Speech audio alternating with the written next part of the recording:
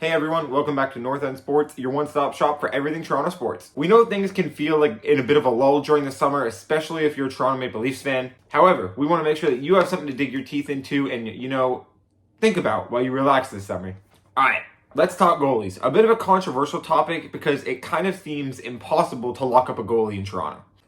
Freddie was super steady and a great option for the beginning of the Matthews era Leafs. He helped that team get to the playoffs every year that he was here, and he was such a bout of confidence for fans and team members. But as time went on, Freddie's body couldn't necessarily keep up, and injury kind of plagued his legacy here in Toronto. Playoff injuries, long bouts in the regular season where he had to miss time, his body, it just couldn't keep up with the game that he was trying to play, and because of that, he just kind of lost that magic. Freddie has since moved on, he's with Carolina now, but because of that, we got to see the absolute wondrous play of Jack Campbell. Jack is an absolute fan favorite. He was the man who brought the happy goalie chance back to Toronto. Jack Campbell and he was an absolute monster in the net.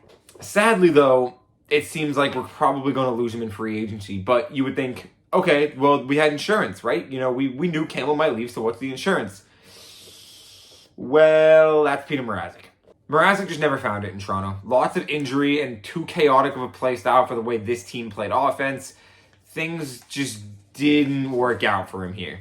So he will more than likely be moved this summer to clear cap space, as he has a decent chunk of cap space, $3 million and some change. So what do the Leafs do? We need a goalie. What is the best option? I put together 3 situations that I think the Leafs can do this year. I have ranked them from most likely to least likely. First off, John Gibson. It seems every year that John Gibson finds himself into the way Toronto Maple Leafs trade rumors. However, according to insider information, this might just be the year, where things can work out. I do think if they don't sign Jack Campbell, a goaltender is going to be on their radar, an upgrade, and I do think John Gibson fits that bill. Now, this rumor, it started maybe a week ago, I would say, where Friedman really started to speak up that he thinks this is the year that Gibson to Toronto could really get done. He spoke about how in the past, multiple times actually, the Leafs have actually talked about getting John Gibson and obviously just never reached that point.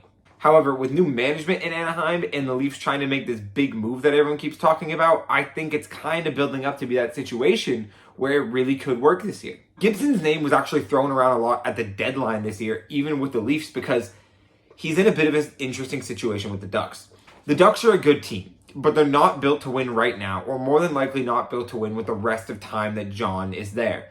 And because of that, John makes a good cap hit. We'll talk about that a little later. So it's in the best interest for the Ducks to, move him while he's hot and either bring in just some cap room or bring in a player that could play steady for them, along the stretch as they continue this development to be the team that they want to be, or even bring in a younger player. Now, Toronto has actually worked with goalies in Anaheim in the past, as that's where Freddie came from. Now, the Leafs need to move a lot of cap to make any goalie move happen. So I'm not going to get too deep into that, as we know that in the summer, cap is going to move. We just don't know exactly how. So there's no point in not talking about trades that have cap implications, as there will be a way to find this kind of money.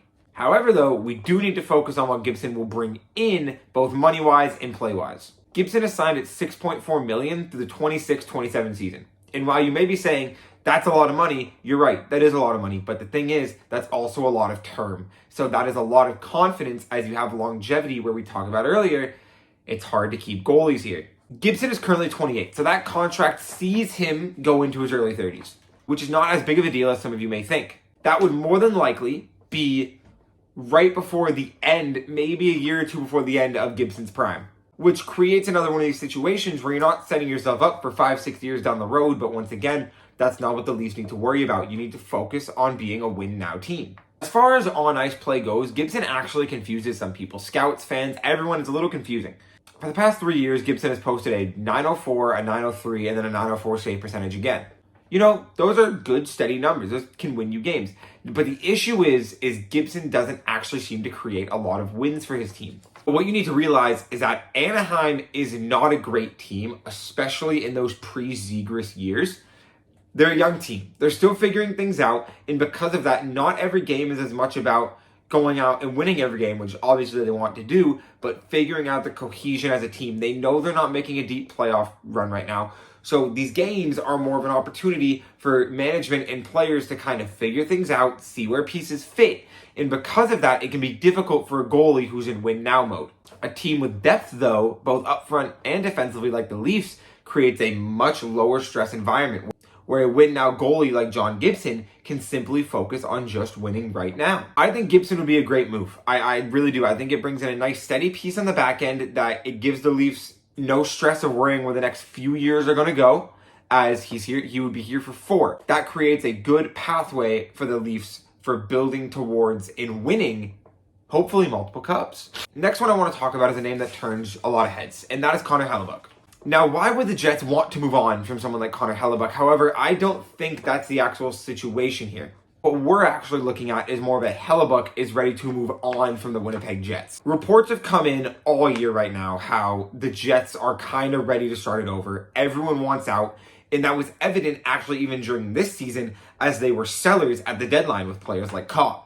The team is really not in a position to win right now and definitely not in the position to make a deep cup run. However, Connor Hellebuyck is. Hellebuyck comes in a little cheaper than Gibson. I mean, a little cheaper at 6.13. However, that's almost exactly the money that Gio left on the table. Once again, a lot of hefty money, and I can't see Winnipeg retaining any of that salary, so that's something you would need to take on in full. However, where things become interesting, though, the term.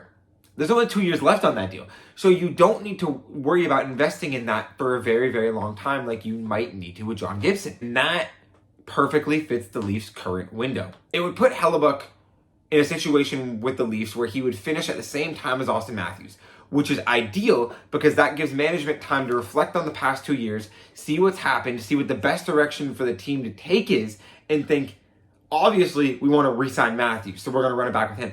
But could we get Hellebuyck in another year or two because we still think like we can win right now? Connor is 29, so he would finish his deal in his early 30s just like Gibson. But again, that age is a perfect time to, make a decision on the future of that player. And if you still think they're at an age where you can extend them with some term. I actually personally think that Hellebuyck is a better fit for this team than John Gibson. However, I have Gibson at the 1 spot here because the inside chatter, it all seems to make more sense. And it seems a lot more likely that Gibson becomes a Leaf. Now, as far as on-ice play goes, I didn't even realize how good Hellebuyck's numbers were. In the past 3 years, he's posted a .922, a .916, and a .910 save percentage, while also having more wins than losses by a margin each year. Now, he did play in a better team than Gibson, especially in those pre-Zegras years that I brought up earlier, but I really do think that this is the piece. It fits that whole Kawhi move thing that everyone's talking about as it shakes a lot of things up and it's a big name. Winnipeg knows that they're not in win now mode. Why does it make any sense for them to invest so much cap into a player like this who is in win now mode? Now, the issue is they, I think, will drive a much harder bargain than Anaheim would. They'll either want a player who can, play steady for the next few years while they rebuild, maybe a Mikheyev, maybe a Kerfoot, but I think even more than likely they're going to want one of these top prospects that the Leafs have so many of. Someone like Niemela or Hirvonen, or could it even be Abruzzese? Or even one of those extra D-men that we talked about in the March Giordano video. This deal would have a lot of Leafs fans confused, I think, as this would be a really big move. A lot of moving pieces back and forth as both teams work the cap, and you would need to send some really good return back. I think even a little bit more than a lot of Leafs fans would want. But what you need to realize is that's the kind of sacrifice. You need to sacrifice a bit of your future to properly build yourself to win right now.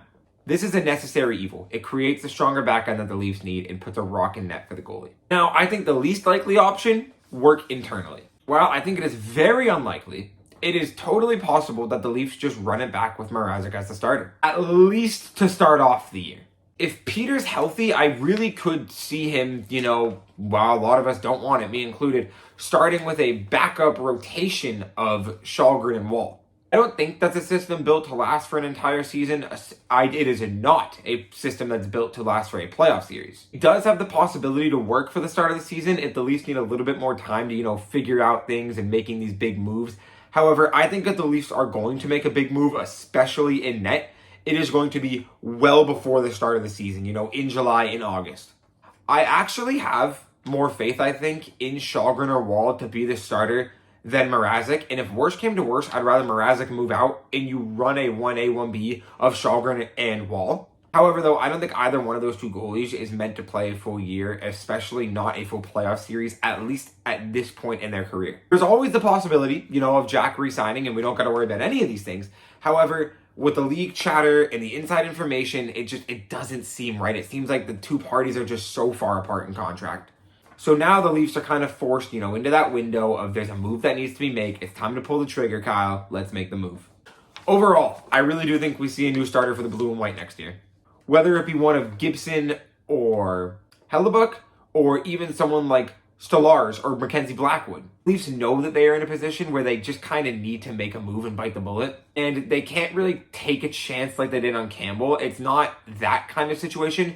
You need to kind of bring in an established goalie, one that doesn't have a risk to it. So you could see Cap moving out, you could see players moving out, you could see top prospects moving out, but these are all, once again, necessary evils to bring in this goalie that everyone knows we need. Thank you so much for tuning in. Would you prefer the Leafs roll with Mrazek, Shalgren, and Wall, or would you want them to get Gibson, Hellebuyck? Who do you want? If it's someone that I didn't bring up in this video, let us know down in the comments. We just put out our first podcast episode, and I really hope you go and check it out. We talked a lot of great hockey on there. Playoffs, we talked Matthews' captaincy, talked the Battle of Alberta, we talked logos. There was a bunch of fun stuff on there, so we would really appreciate if you want to check that out. We just want to keep putting out better content for you guys, so if you watch that podcast, please put any suggestions you have down in the comments, and we're going to work to improve on everything we can. Let me know in the comments, what kind of videos you want to see in the future, anyone specific you're looking for. And, as always, sit back, relax, enjoy some sports. This has been North End Sports. Take it easy.